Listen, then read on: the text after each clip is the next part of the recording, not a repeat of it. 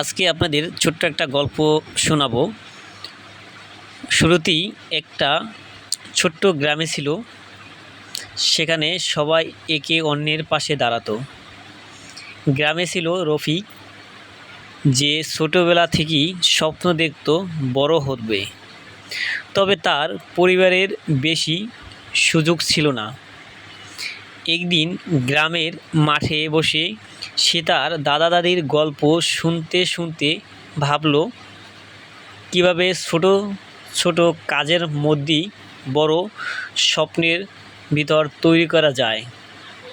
রফিক প্রতিদিন সকালে উঠে পড়াশোনার পাশাপাশি মাঠে কাজ করত, আর এই স্থায়ী একটা দোকানে সাহায্য করত। সে কখনো হাল ছাড়েনি, বরং প্রতিদিন নতুন করে নিজেকে চালিয়ে নিয়েছে।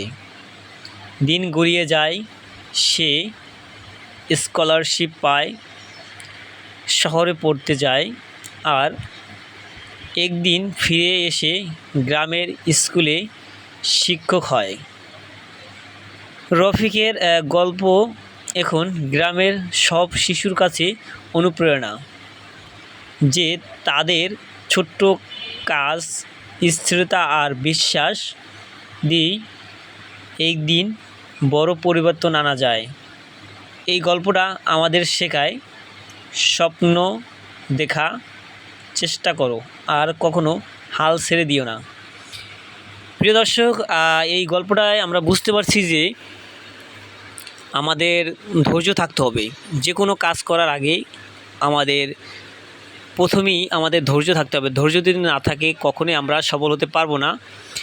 এখানে কিন্তু রফিক তার ধৈর্যটা কাজে লাগিয়েছে, আর সেখান থেকে কিন্তু সে স্বাবলম্বী হয়েছে এবং তার যেটা মনের ভিতরে যে একটা স্বপ্ন ছিল সেটা কিন্তু সে পূরণ করেছে। প্রিয় দর্শক, আমি সবাইকে বলতে চাই, আমরা সবসময় ধৈর্য সহকারে কাজ করব, যাতে আমরা একটা দিকে যেতে পারি। এখন যেটা একটা কাজ করলে ওইটা নিয়েই আমরা ভাববো, যখন যে আমি বড় হয়ে কিছু একটা করব, সেক্ষেত্রে আমার ধারাবাহিকভাবে কাজ করতে হবে। এখন আমি যদি একদিন কাজ করি, 2 দিন করি না, তাহলে কিন্তু হবে না। যে কোনো কাজের ক্ষেত্রে, আপনি বলেন পড়াশোনা, আপনি বলেন যে কোনো কাজ যদি আপনি করতে যান, মানে স্টার্ট করছেন, সেখান থেকে আবার 2 দিন পর চলে আসেন, তাহলে কিন্তু আপনি ওই কাজটা সঠিকভাবে পালন করতে পারবেন না, আর ওইখান থেকে আপনি ডেভেলপ হতে পারবেন না। তাই আমি বলবো, সবাই সবার মতন করেই ধৈর্য সহকারে কাজ করেন। আর যদি আপনাদের ভিডিওটা ভালো লেগে থাকে অবশ্যই কমেন্ট করে জানাবেন।